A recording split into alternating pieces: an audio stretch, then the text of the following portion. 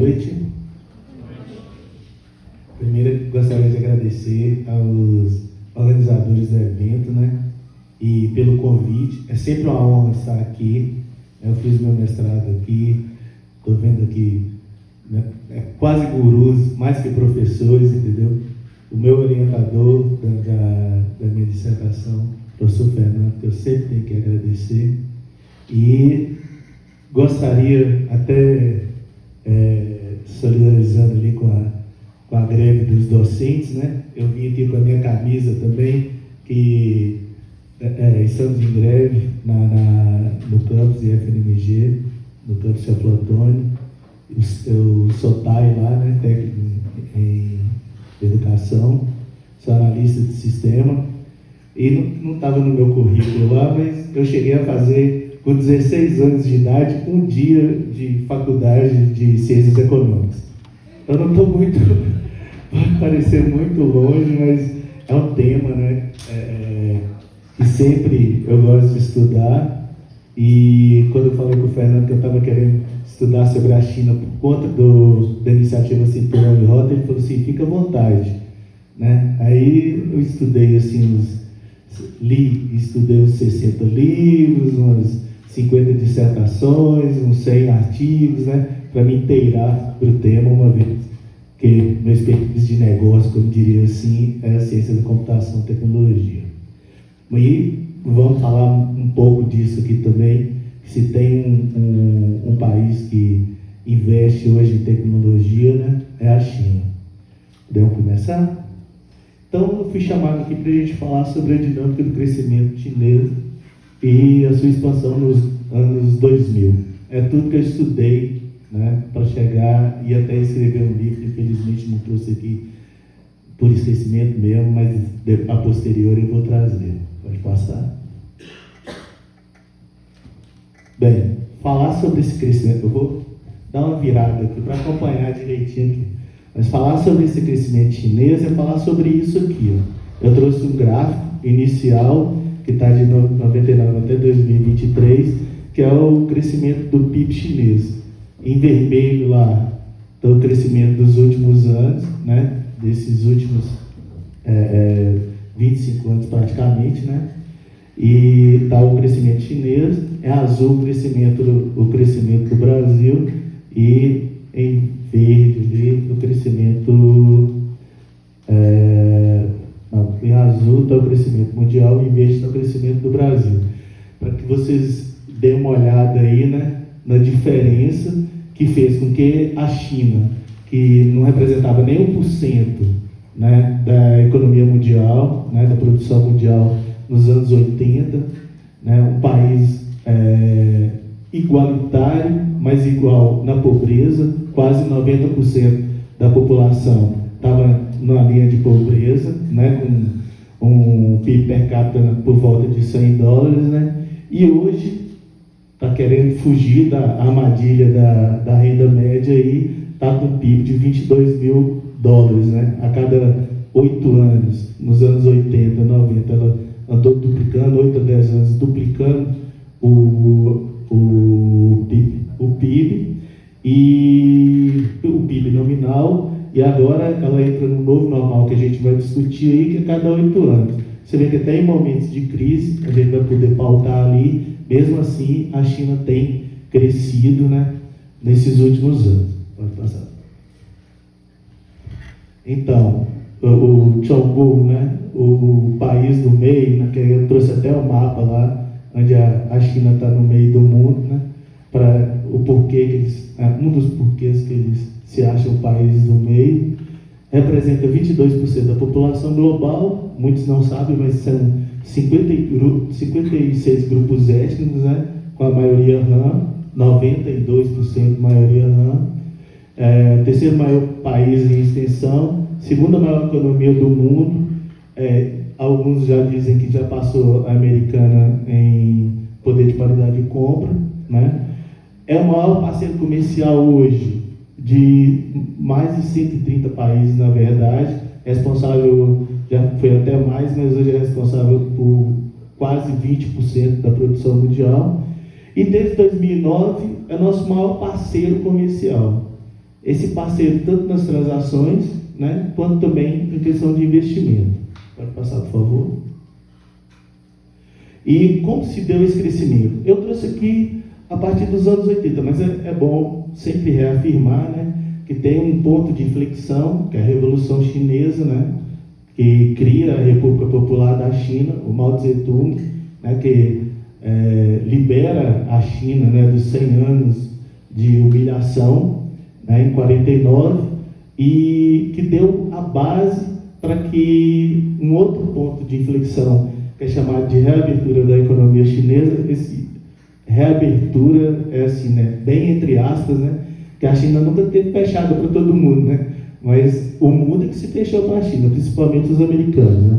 Mas em 72 você tem um encontro do Nixon com o Mao Tse-tung, que um dos requisitos foi que os chineses tivessem acesso à educação nos Estados Unidos e que também que a China tivesse um patamar, um status de nação mais favorecida, o que fez com que desse, né, depois de uma criação de uma indústria de base no socialismo, criasse o chamado socialismo de características chinesas nos anos 80, através do Deng Xiaoping, onde cria um socialismo que gera excedentes, né? Excedentes para quê? Para que você possa fazer ou criar uma plataforma de exportação. Então foram criadas as zonas especiais econômicas que tem, né? Não está bem fora de foco aqui, mas são essas cidades aqui ao leste, né, da China, poucas primeiro, 4, próximas de Hong Kong e tal, né, no Vale, no Colar das Pérolas, aí para que favorecesse a exportação. Então, não se criou um modelo para gerar produtos para que a sociedade chinesa pudesse consumir nesse primeiro momento, mesmo porque a renda era muito pouca, né? Nós falamos ali de um processo onde foi gerando renda, né? E como se fez isso através dessas zonas, quem foi de Teoflotone aqui já viu falar da nossa zona de processamento e exportação. Dizem que os chineses vieram aqui e copiaram, né? Então você cria, eu já vi que eles vieram aqui e chegaram e criaram alguns espaços, criando condições, isenções de impostos, né, e facilidades para exportação. E ela tinha o que nosso amigo velho barbudo, né, Karl Marx, falava, né, para gerar renda, né, riqueza, né, está num ajuntamento de produtos, de mercadorias. Então você criou um esquema ali, né, com mão de obra barata, qualificada e barata, e gerou muita riqueza. Através dessa plataforma de exportação, você foi ter balanças comerciais favoráveis, principalmente com os Estados Unidos, que deu o status, lembrando, né, em 72, de nação mais favorecida, foi gerando balança comercial e a China foi aumentando suas divisas, né? Isso através de coisas que são muito debatidas nas nossas, agora na última eleição, por exemplo, presidencial, né? Você cria condições da isenção, cria uma taxa de câmbio favorável para, né, já que estamos aqui em ciência econômica, cria uma taxa de câmbio favorável para o seu produto ficar barato em relação aos seus concorrentes no mundo, e aí você vai vendendo, né, economia de escala, né, muita mão de obra, e aí você tem esse crescimento, né? Nos anos 80, crescimentos que, em média, ficaram na ordem de 10%. E em 2001, eu diria que nós temos um terceiro ponto de inflexão aí, que é a entrada, depois de muita negociação, né, pedidos absurdos na China, de ingerência sobre preço, etc., mas ela entra na OMC, na Organização Mundial do Comércio, né? Dizem as más línguas que o Bill Clinton, ele estava entre a cruz e a espada lá, que de um lado ele tinha as empresas americanas querendo fazer o processo de globalização, levar as suas empresas para essas zonas econômicas, né, para se favorecer da mão de obra barata, né, para que eles aumentassem o lucro, isso aí é Marx, né? E, de um outro lado, tinha a pressão dos sindicatos, né, dos Estados Unidos, que não queriam, que sabiam que essas empresas indo para a Ásia, né, primeiramente aqui para a China, ia causar desemprego nos Estados Unidos. Eu não sei se vocês já assistiram aí o documentário da família Obama, né? Fábrica americana. Aí, no retorno, as empresas chinesas foram para lá para pegar os empregados americanos, reduzindo a hora de trabalho de $12 para $7. E a gente está num outro processo agora, que é o uso do México nas suas maquiladoras lá, que é uma questão de logística também, então está se replicando. Essas zonas especiais econômicas no México, né, com a diferença que estão do lado dos Estados Unidos e podem se favorecer do mercado norte-americano e canadense. Pode passar, por favor. Aí eu tenho um outro, não diria que é um ponto de inflexão, mas são as crises, as famosas crises do capitalismo, e vem uma forte em 2008, né? Todo mundo já sabe aí. Aliás, tem até uma particularidade chinesa também, porque essa criação de reservas cambiais da China, muito delas investidas, entre aspas, né, em títulos do Tesouro americano, muito dinheiro nos Estados Unidos, aí criou um crédito fácil, muito dinheiro, eles começaram a arriscar na hora do crédito, emprestar para gente que não tinha segurança de pagamento das suas parcelas, o que gerou a crise de 2008, ou seja, de uma certa forma, o contexto chinês está imbricado aí nessa crise de 2008. E aí, nessa crise, e vendo que o modelo que era proposto de plataforma de exportação, as exportações caem e a China fala assim, é hora da gente chegar e fazer uma mudança de rota, né? Lembrando da frase do Deng Xiaoping, né? Que falava assim que a China, ela encontra seus caminhos sem saber o local das pedras, né? Então ela chegou e fez uma certa mudança de rota, e também é um contexto geral, na medida que vai aumentando a renda do trabalhador chinês, aumenta a renda per capita, e ele tem um poder de consumo maior. Então a China resolve investir no consumo interno, ou seja, além de produzir, né, para exportação, ela vai produzir produtos também internamente para o seu consumidor. Ela faz um movimento nessa crise aí, que eu diria keynesiano, tem outros nomes que se dão aí, né, para esse movimento, mas eu, na minha concepção, acredito que keynesiano, porque a China tem uma linha ali, chamada de Heihui, Yaoi e Tianchong, né? 94% da China, da população, está naquela linha para a direita ali, ou seja, naquele vermelho ali, só 6% à esquerda. Muito dado também as questões geográficas, ali nós temos o Tibete, né, de alturas imensas, nós temos 2 desertos e tal, e ela começa a fazer investimentos com as empresas e levar o Estado para o oeste do país, né?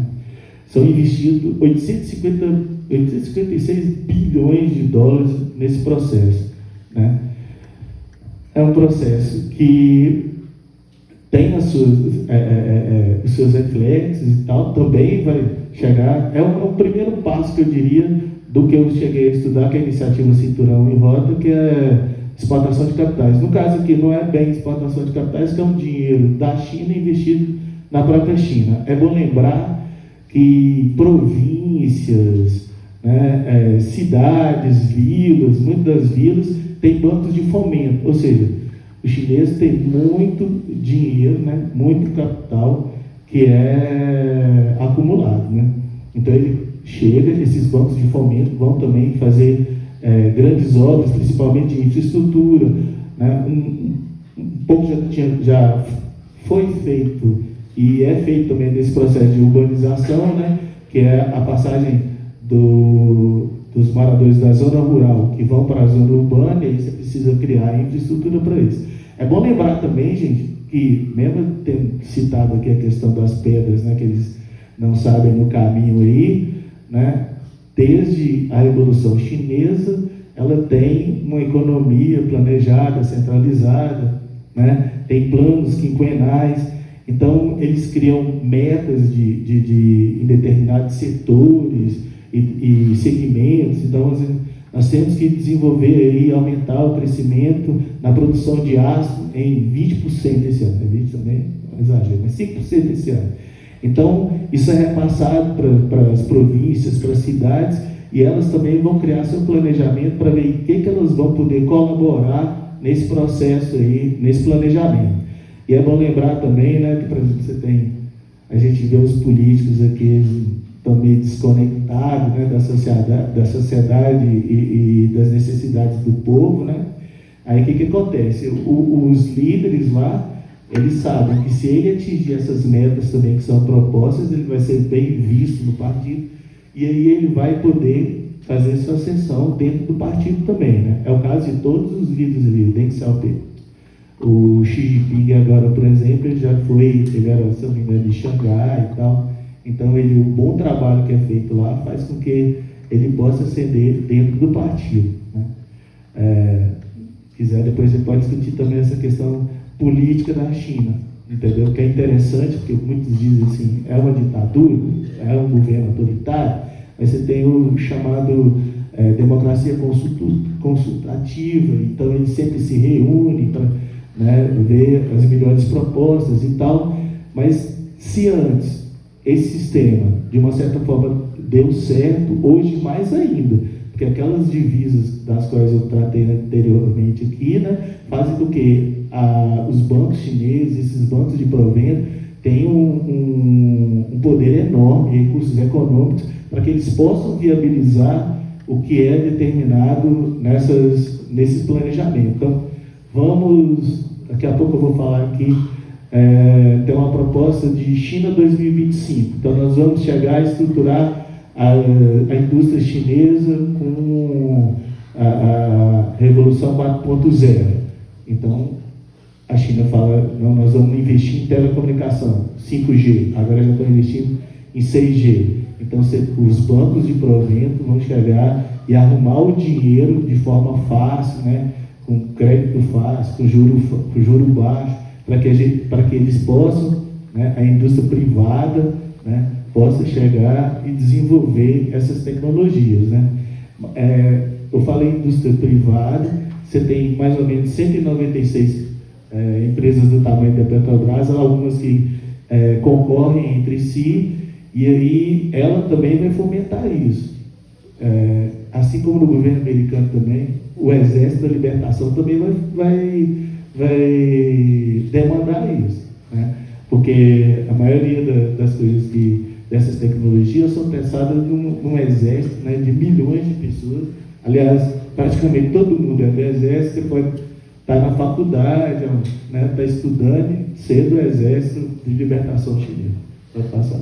Tá, só desculpa, eu volto aqui. Depois dessa experiência, né, da ida para o Oeste, né, o programa, onde foram investidos 576, por extensão, teve o Go Global, que é o seguinte, que é a China chegar e ir para o mundo inteiro, né? Isso também é uma questão já de exportação de capitais, também economia, e até coloquei aqui, pode passar agora. Eu coloquei duas citações, talvez não dê nem para ler aí, mas é o seguinte, que é uma citação do livro do Hobsbawm, né, A Era dos Extremos, aí ele citando que, na verdade, não é ele, né, é o Brown lá, aí em 1913, aí o poder da Inglaterra de exportação de capitais, em que infraestrutura, portos, ferrovias e tal, até na China, né? E em 2013, a China, né, chega e também faz seu projeto de exportação de capitais, o Xi Jinping, em 2013, em Astana, aí ele fala sobre a criação da iniciativa Cinturão e Rota. Eu quero um projeto primeiro, né? Aí depois One Belt, One Road, etc. Investimento de trilhões, no primeiro momento de trilhões de dólares, que a gente está passando por esse processo agora, onde, né, entre expectativa e realidade aconteceram algumas diferenças. Mas eu coloquei essas citações Só para você ver que, na verdade, a China ela vai repetir, né, todo o processo aí de capitalismo.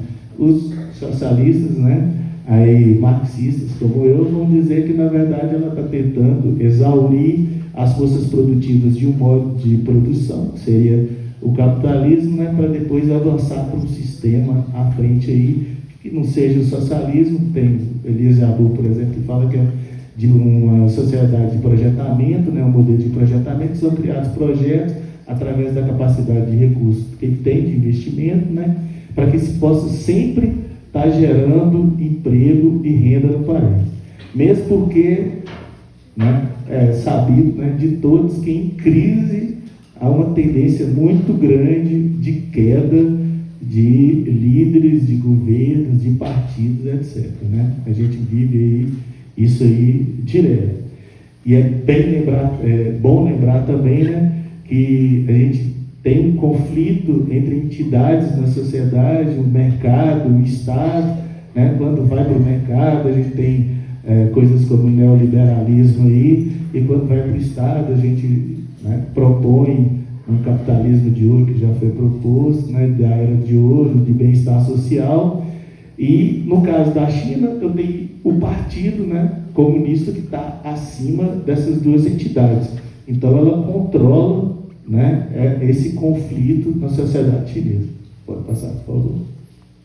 Aí é o meu objeto de estudo aqui, né, que foi o Belt and Road, onde são criadas, né, corredores terrestres e também rotas marítimas. Para quê? Para que você possa facilitar a logística, né, para você captar recursos, né, recursos commodities, etc., que vão fazer com que você possa produzir e depois você possa colocar esses produtos produzidos no seu país, né, de uma forma mais barata mundo afora. Então, você vai criando algumas rotas também, que aí vão entrar aquelas, né, coisas de geopolítica e tal, né, geoestratégia, geoeconomia, que para mim tudo é disputa de capital. Então a China, ela tenta, né, chegar, melhorar essa logística e diminuir a concorrência com os parceiros. Então é por isso que ela chega, ela cria a rota para não passar na Rússia, porque a gente tem um contexto diferenciado agora depois da guerra da Ucrânia, né? Você tem passagens pela Ásia Central, né, que é praticamente a extensão daquele movimento para ir para o oeste do país. E aí, quem que era a polícia dos mares por onde transitava boa parte dos produtos, né, que eram produzidos na China, né? Os Estados Unidos e suas frotas. No momento que você cria algumas razias, etc., né, aparecem os Trump da vida, apesar que o Trump apareceu depois, você precisa chegar e criar algumas alternativas, né? Por isso você cria alternativas terrestres, que tem muito a ver com a questão da Rússia, e você cria alternativas no mar para que você também, que você não confia mais naquele seu parceiro, né, que te dava segurança, né, que era os Estados Unidos. Pode passar, por favor. E eu trouxe aqui um exemplo aqui de uma obra que foi feita debaixo desse guarda-chuva do Cinturão e Rota, que é o porto de Gwadar, no Paquistão, né? Então, a China tem problemas com esse negócio aqui, eu acho que está dando para ver, mas a China tem problemas com... Deixa eu ver aqui rapidinho. A China tem problemas com a Índia, né? E então o que ela faz? Ela cria uma ferrovia passando aqui ao norte, que vai aqui do Paquistão para criar um porto que já até existe um do lado aqui. Mas para quê? Para que ela não possa precisar passar aqui no Mar da Índia, entendeu? E aí você vai levando, olha o processo econômico. Você gera, né, recursos, você tem capacidade excedente, tanto de desenvolvimento, de infraestrutura e também de recursos. Então, lembra da questão de você segmentar através dos bancos, né? Então, bancos de desenvolvimento chinês, ele propõe, oferece o crédito para que empresas chinesas possam chegar e desenvolver uma ferrovia que vai passar aqui ao norte, né, e que vai vir até o porto de Guadalquivir, e aí, para isso, ele vai também precisar de eletricidade, vai gerar uma hidrelétrica para uma cidade que nasceu para a construção dessa infraestrutura, né, uma cidade de 2 milhões de habitantes, aí hoje eu acho que está até mais, quase mais de 5 milhões de habitantes, e no lugar até que falta água, você tem que gerar tecnologia para se fazer isso.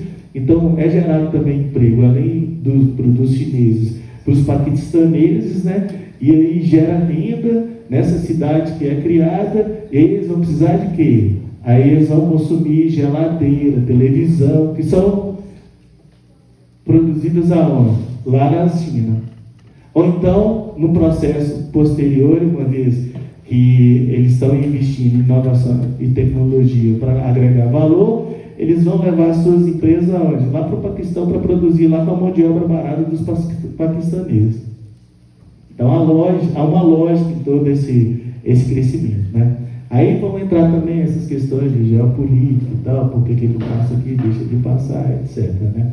Mas a questão mesmo é facilitar. Você tem um corredor ali, por exemplo, que vai passar no Afeganistão, no Irã, no Iraque, né? A China, eu vou falar daqui a pouco sobre a questão do BRICS+, aí traz para a mesma roda de conversa o Irã e a Arábia Saudita, inimigos históricos por concepções norte-americanas, né? Isso, logicamente, vai incomodar e muito os americanos, né? Agora que eles estão investindo, por exemplo, na América do Sul, já é o maior parceiro comercial de quase todos os países da América do Sul, só não está com as Guianas e com a Colômbia, né? América Latina, também chamada de quintal dos norte-americanos, né? Você pensa o quanto que isso não incomoda, porque ele está perdendo espaço. Não é porque a América Latina é bonita, que os americanos acham o povo latino lindo e maravilhoso, e tem belas praias, tem Machu Picchu, não. É porque eles estão perdendo espaço no mercado aqui, que sempre foi deles, entendeu? Então é disputa de capital. Pode passar, por favor. E aí, você vem, depois também da crise de 2008, etc., Trump, você vem com o novo normal da China, que ele tem que diminuir sua capacidade de produção, até a partir de tudo que é dado, né, dessas crises, ele vê que há uma insegurança muito grande, né, no modelo proposto nos anos 80 e 90, né, de plataforma de exportação, resolve investir no seu consumo interno. E eu tenho um novo normal, eu tenho aqui os PIBs também da China, eu foquei alguns aqui, mas de 2014, né, até 2019, então ele vai caindo aí num patamar de 7,4 até 6, aí eu tenho, né, a pandemia 2020, você vê que o mundo e o Brasil, né, tiveram fortes quedas, e mesmo assim eles conseguiram o crescimento do PIB, e dado uma base muito baixa em 2021,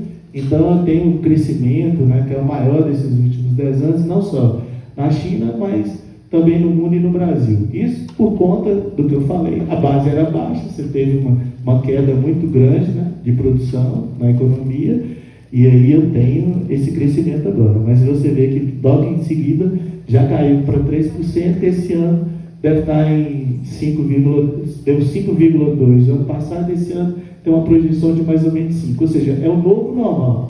Como diria o dirigente do time ali, do Fernando, acabou a farra. Só que não, né? Não, aliás, pode voltar um pouquinho.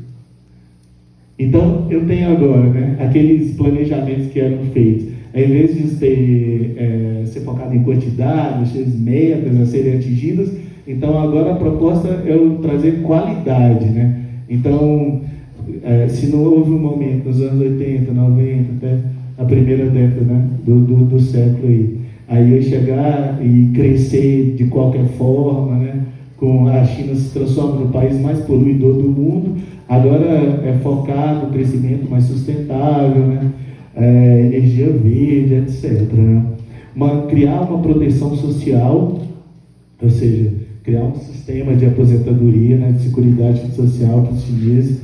A ideia do Xi Jinping é se levar a aposentadoria para 95% do pessoal, 98% até, né? Isso é o que ele quer, né? Não sei se ele está tentando conseguir, né? Para trazer também o bem-estar social do seu povo, né? Ele tem um lema aí, que é o desenvolvimento focado no povo. Eu não gosto muito dessas coisas não, porque, né, aqui já teve pátria, família, religião. O Xi Jinping só não tem religião, que é o Estado laico lá, né?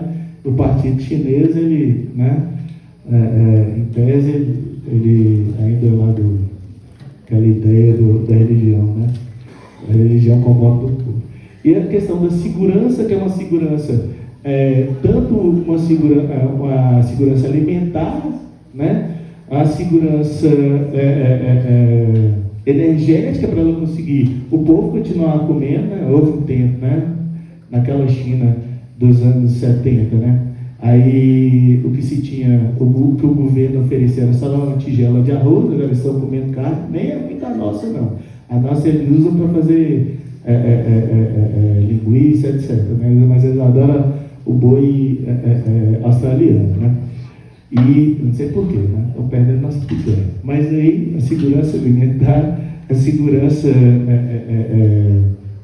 energética, para que as empresas continuem a produzir, né? E a segurança da nação também, né? De defesa. Hoje mesmo eu estava lendo lá o desenvolvimento de um robô que é o cachorro que sai atirando no povo, né? A China não ataca ninguém, mas, né? Quando se tem um amigo, né, que está sempre, um falso amigo, que está sempre com um porrete na mão nas discussões, né? Então é bom você se preparar, tem o porrete também. E o pulo do gato que eles estão querendo para aquela questão da armadilha da dívida, da renda per capita média, né, ou para a renda média, é investimento em inovação e tecnologia. Olha, aí, de novo, né, economia, né, para que eu possa chegar e ter mais lucratividade, eu tenho que aumentar a minha produtividade. Para isso eu tenho que investir em quê? Tecnologia, né? Tecnologia no modo de fazer, ou seja, nos processos administrativos, e tecnologia em si, em ferramentas, etc. Né? Então a China hoje está extremamente avançada em inteligência artificial, e aí vamos voltar àquela questão do planejamento.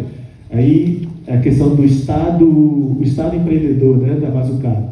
Então eu tenho ali, a China acha que para que ela esteja bem, a sociedade bem, ela tem que estar numa fronteira de conhecimento da inteligência artificial. Aí ela vai ficar batendo palma, esperando que nasça gênios do nada. Não.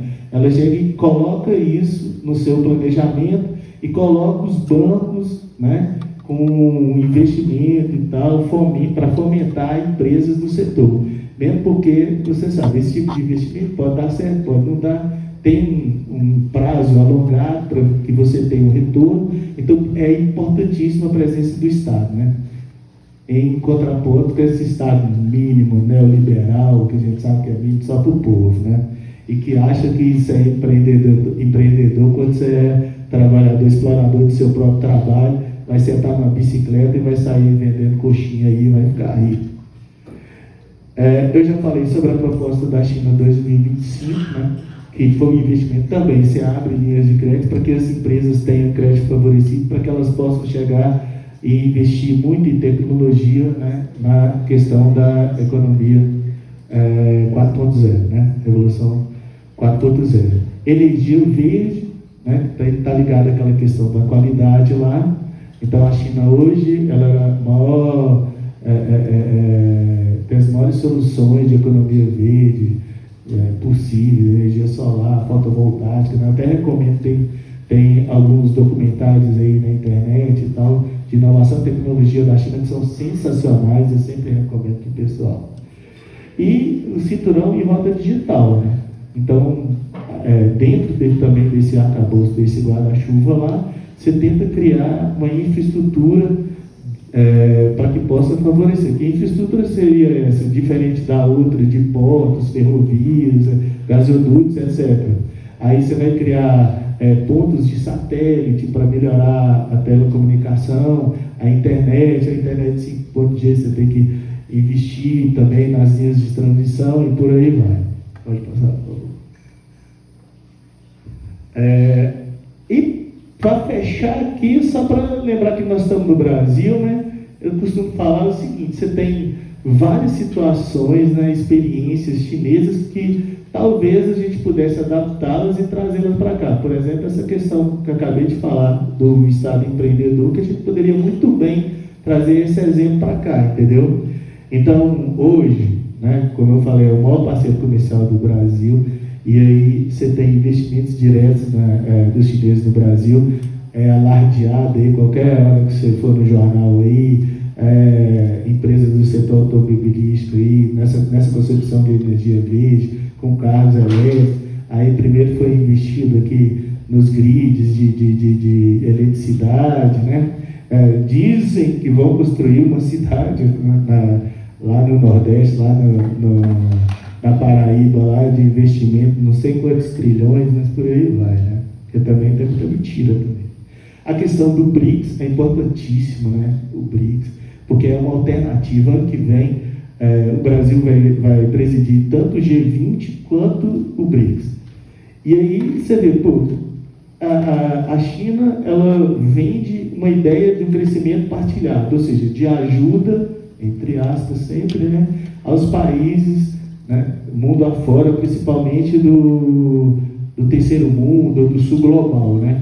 Você preside isso. Agora mesmo a gente viu aí a presidente do Banco de Desenvolvimento, que é a Dilma Rousseff, né, ela chegou e falou que ela poderia arrumar dinheiro para a reconstrução do Rio Grande do Sul. Muito se fala, por exemplo, do Brasil entrar na iniciativa Cinturão em Rota, né, que tem acordos entre países e tal, mas o Brasil não precisa disso. Até que vai receber esse dinheiro agora, entendeu? Através do BRICS, né? A gente precisa de projetos, a gente precisa também se planejar para ver de que maneira que a gente vai poder chegar e ter a China, que é a segunda maior economia do mundo, que está exportando capitais, que a gente possa produzir bem melhor e também procurar trazer melhorias para a nossa sociedade, para o nosso povo, entendeu? Aqui é um exemplo disso. Nós estamos aqui dentro de uma faculdade que poderia estar fechando várias parcerias, entendeu, com faculdades chinesas, e de investimento aqui, de desenvolvimento de semicondutores, entendeu? Aí, desenvolvimento de satélites, um monte de coisa de tecnologia de ponta. A gente tem uma capacidade humana sensacional e tem faculdades que poderiam ter um investimento maior. Infelizmente, nós estamos nessa situação aqui. Uma das nossas pautas, né, que eu também estou com a minha camisinha da greve aqui, é a recomposição dos cortes orçamentários que foram feitos para a educação superior, entendeu? Seja a nível das universidades ou dos institutos federais. Então, a gente precisa mais investimento aqui, na capacidade humana, né, do que o brasileiro tem. E eu fecho aqui, tem um exemplo que eu sempre cito sobre essa questão. Tem um documentário também que eu recomendo, que foi feito pelo Fantástico e tal, da televisão, e aí ela mostra uma unidade científica na China, que foram investidos milhões de dólares e tal, e tinha um brasileiro lá, entendeu? Um baiano, né, que estava fazendo pesquisa lá nessa unidade, entendeu? Aí você pode pensar assim, nossa senhora, né, estava produzindo dendê, né, para navio chinês pudesse andar na água. Ele estava desenvolvendo um robô, né, que na verdade são algoritmos, que ele, havendo um problema, ele se autodetectava e ele mesmo consertava aquele problema, sem precisar tirar aquele robô da linha de montagem, por exemplo, para ser levado para conserto. Você perderia determinado tempo, nesse que pouco, né, para chegar e resolver essa questão. Quem estava desenvolvendo? Um brasileiro, um baiano. Então é nisso que a gente tem que focar, entendeu? Pegar os exemplos chineses, né, ver as oportunidades, pegar esses exemplos para ver, a gente adaptar, porque a diferença é muito grande, né, cultural, o professor Rogério vai falar aqui, mas acredito que os chineses não têm muita noção do que é o brasileiro, tem muito assim, só se for de futebol, de Neymar e tal, de Hulk, né? Grande jogador, entendeu? Do melhor time do Brasil. Então isso vocês devem conhecer, e a gente também conhece muito pouco. E é um processo até que foi feito durante as guerras mundiais e tal, de absorção de capacidade de recurso humano, né? Quem já viu os filmes aí, agora tinha um aí o pessoal, os pesquisadores, eram todos europeus e estavam lá nos Estados Unidos. E os chineses estão querendo fazer isso também, entendeu? É triste. É triste porque a gente deveria desenvolver isso aqui, nessa faculdade, entendeu? E não precisar desse baiano ter que sair daqui e ir lá para a China e talvez nunca mais voltar aqui. Eu tenho um filho de um amigo meu que está no Japão, que é do lado, que provavelmente ele está lá fazendo doutorado na segunda melhor universidade de robótica do mundo, provavelmente ele não volta aqui mais. E a gente tem que deixar esse capital humano, entendeu, aqui no Brasil, para que a gente possa chegar e resolver nossos problemas, que não são poucos, né? Então, só gostaria de agradecer a todos, né? Como diria um bom chinês, tchê, tchê. Muito obrigado.